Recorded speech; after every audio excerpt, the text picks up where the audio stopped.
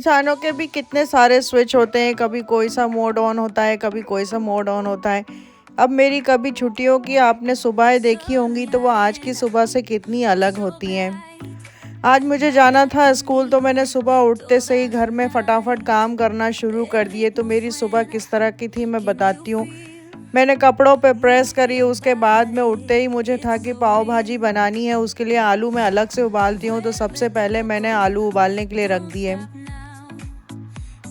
उसके बाद मैं किचन में आ गई। जब आलू उबल रहे थे तो मैंने अपनी सब्जियां तैयार कर ली, देख लिया कौन कौन सी डालनी है, कितनी डालनी है, उनको एक साथ जमा दिया एक तरफ। उसके बाद ब्रेड और पाव देख लिया। हमारे यहाँ होता है कि काफ़ी सारा खाते हैं तो एक पाव के पैकेट से काम नहीं चलता है, इसलिए मुझे ब्रेड भी साथ में लेना पड़ते हैं कि जैसे ही पाव ख़त्म हो जाए तो ब्रेड का भी इस्तेमाल करके किसी को कमी ना पड़े।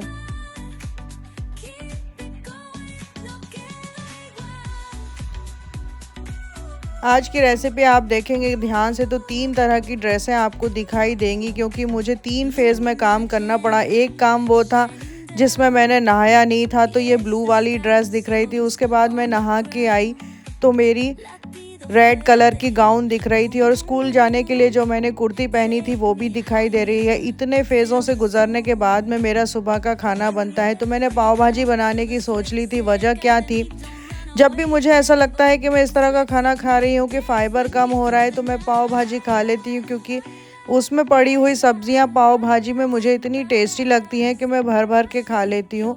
तो पाव भाजी का मैंने सोच लिया था, सब्जियाँ निकाल ली थी, टमाटर, शिमला मिर्च, प्याज, आलू, गोभी, हरी मिर्चियाँ, बहुत सारी सब्जियाँ इसमें पड़ जाती हैं। तो ये डिश मुझे काफ़ी ज़्यादा पसंद है। साथ में मुझे पाव में भर भर के घी लगाया ताकि सामान बहुत टेस्टी बने। ब्रेड भी सेक लिया और इस तरीके से मैं अपनी पाव भाजी की तैयारी कर रही थी। सब्जियां बहुत ज़्यादा थी तो इसलिए चॉपिंग में भी काफ़ी टाइम लगा। टमाटर मैं काफ़ी ज़्यादा डालती हूँ, उसके जो बीज मुंह में आते हैं वो मुझे टेस्टी लगते हैं, और टमाटर ओवरऑल मुझे ज़्यादा पसंद है तो मैं उसका थोड़ा ज़्यादा ही इस्तेमाल करती हूँ।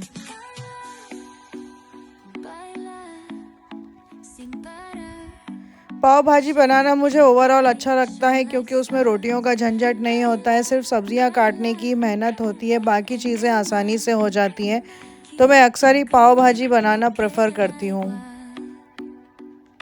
इसमें अपनी मनचाही सब्जियां डाल लो और उनके साथ में टेस्ट बहुत अच्छा हो जाता है। पाव भाजी मसाला, गरम मसाला डाल डूल के चीज़ काफ़ी टेस्टी बन जाती है। घर के लोग आराम से खा लेते हैं और कहते हैं कि तुम्हारे हाथ की ज़्यादा अच्छी लगती है, तो मेरा भी मन खुश होता है। बाकी चीज़ों में मुझे बहुत घंटों तक सोचना पड़ता है क्या बनाऊँ।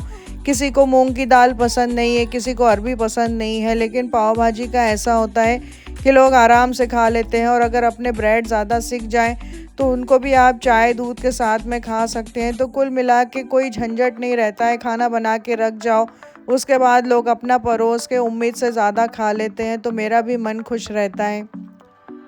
पाव भाजी बनाने के लिए मैंने कुकर चढ़ा दिया था। पहले इसी कुकर में आलू उबाल लिए थे, बाद में इसमें छौंका लगाना था। मैं पाव भाजी सिंपल बनाती हूँ, ज़्यादा कुछ नहीं करती हूँ। बस काम की बात ये रहती है कि गरम मसाला, पाव भाजी मसाला और मलाई अच्छे से डाल देती हूँ, तो वो बहुत क्रीमी और टेस्टी बनती है।